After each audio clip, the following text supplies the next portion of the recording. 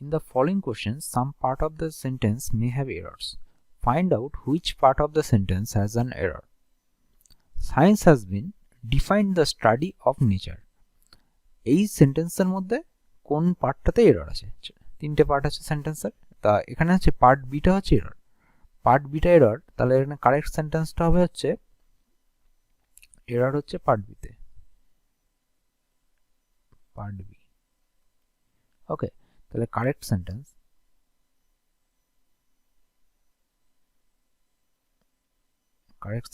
হবে হচ্ছে আমাদের science has been defined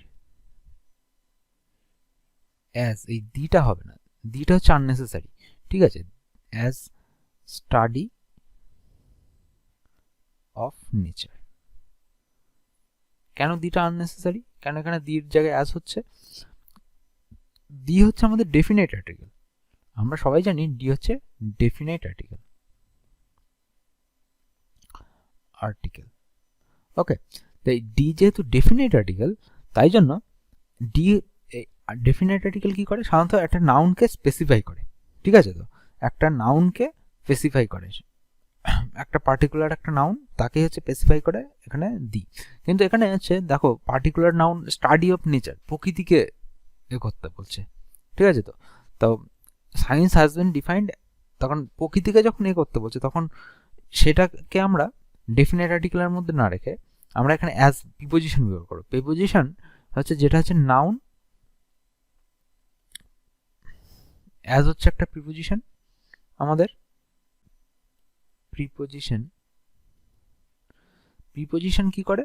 noun relation কাদের সাথে তৈরি করে? নাউন, প্রোনাউন, আর হচ্ছে ফ্রেজ অ্যান্ড আদার ওয়ার্ড।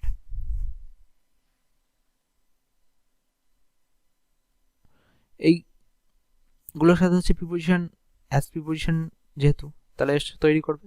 তাহলে এক্ষেত্রে স্টাডি অফ নেচার, প্রকৃতিকে অধ্যয়ন করছে, এটা একটা বিমূর্ত ভাবনা রয়েছে, তাই সেই ক্ষেত্রে হচ্ছে আমাদের অ্যাজ প্রিপোজিশনটা এখানে কারেক্ট অপশন।